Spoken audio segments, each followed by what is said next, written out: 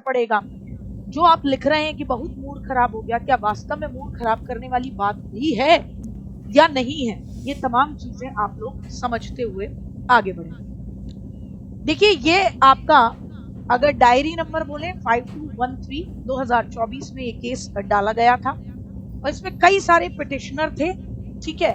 तो यहाँ पर honourable justice JK Maheshwari and honourable justice Rajesh Bindal ji की बेंच इसको सुनवाई में ले रही थी।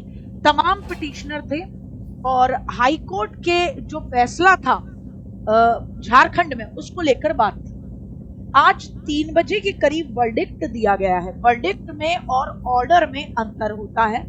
ऑर्डर यानी कि जो निर्णय दिया गया है वो लिखित में क्या आ रहा है वो ऑर्डर होगा। वर्डिक्ट का मतलब निर्णय क्या दिया गया है। तो अब यहां मैं आपको बता दूं, वर्डिक्ट क्लियर हो चुका है। वर्डिक्ट ये है कि राज्यों की अपनी मर्जी है, उनका अपना निर्णय है कि वो सी-टेट को मानते हैं या अपने राज्य के टेट को ही अपने यहाँ के एग्जाम के लिए वैलिड मानते हैं। पूरी बात को समझ लीजिएगा। अब यहाँ आपको ऑफिशियल वेबसाइट पर ले चलती हूँ सुप्रीम कोर्ट की पे। आप जब सुप्रीम कोर्ट की ऑफिशियल वेबसाइट पर जाते हैं तो ये स्पेशल लीव पिटीशन है, सिविल केस है, सीधे सुप्रीम कोर्ट डाल दीजिए। वहां जाके केस स्टेटस डालिए, केस नंबर 4195 डालिए। केस ईयर 2024 में ये डाला गया था और इसके बाद ये यहाँ पर कैप्चा आ रहा है 8 + 5 कितने होते हैं भैया, तो डाल दीजिए 8 + 5 आपके ये लीजिए। अब आपको तुरंत के तुरंत ये इसका स्टेटस दिखाने लगेगा।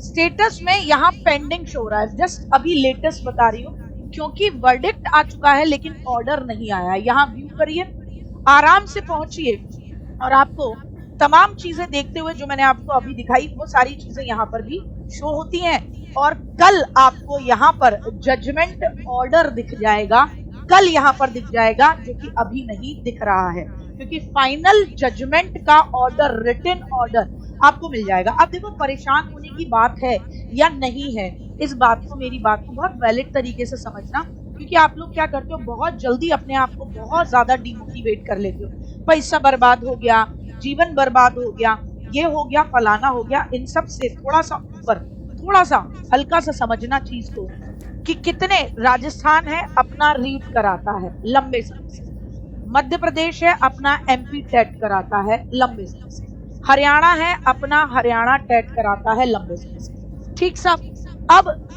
बाकी राज्यों को भी कह दिया कि आप अपने अपने राज्य में, बाकी राज्यों को कहा कि आपकी अपनी मर्जी है। क्या कहा है?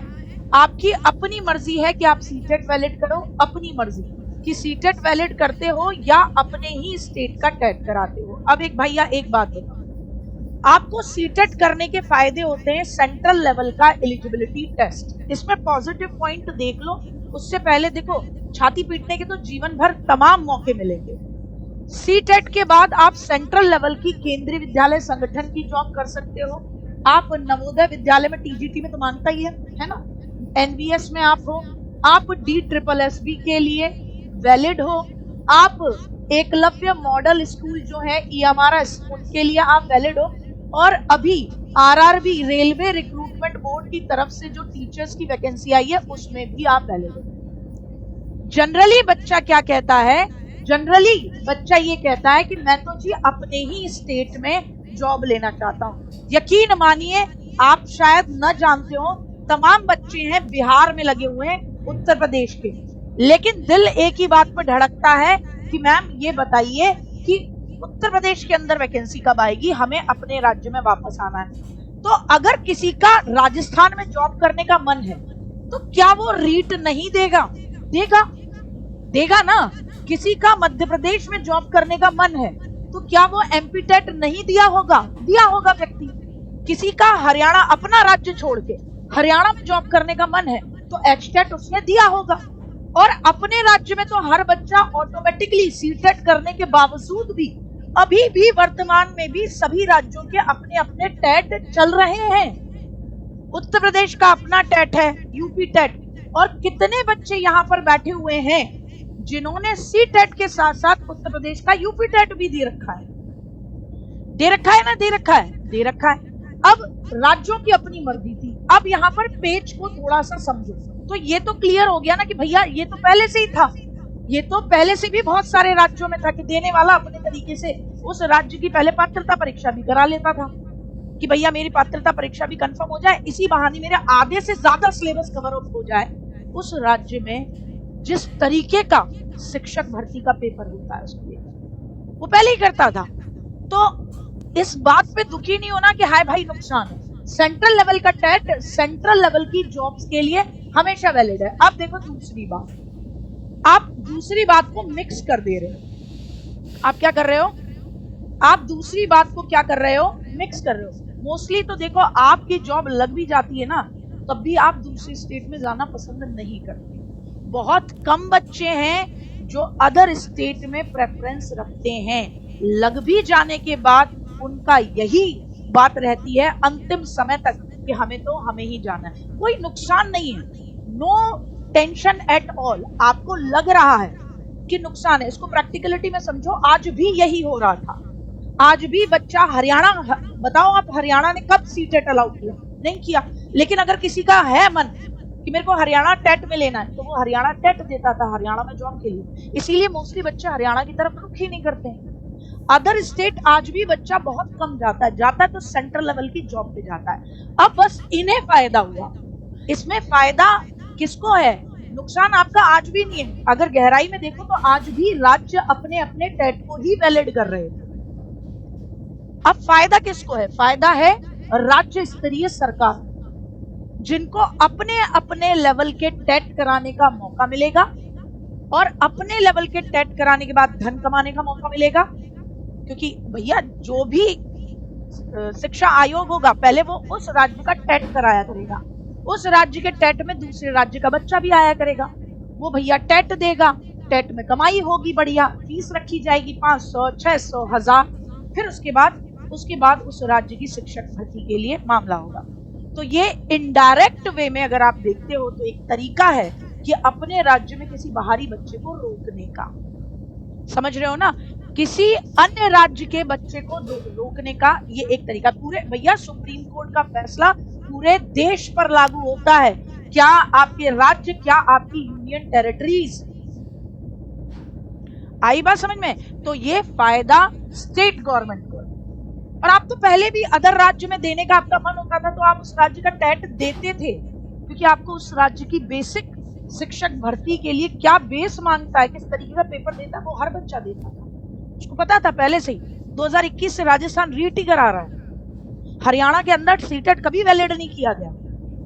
तो एक तो यहाँ स्पष्टता होती है। मेरे हिसाब से आप इस बात को समझ पाए होंगे डेप्थ में। क्योंकि देखिए बरगलाने को मैं भी कह दूं आए तुम्हारा बहुत ज्यादा नुकसान है, प्रैक्टिकलिटी में देखो तुम पहले भी नुकसान में ही थे, क्योंकि सीटेट बहुत कम राज्यों में वैलिड था और सीटेट सेंट्रल लेवल के ही मामले में बढ़िया था। जिसको किसी अदर स्टेट में लेनी होती थी ना वो पहले भी उस स्टेट की क्या देता था, उस स्टेट का जो खुद का टेट होता था उसको रखता था अपने बैकअप।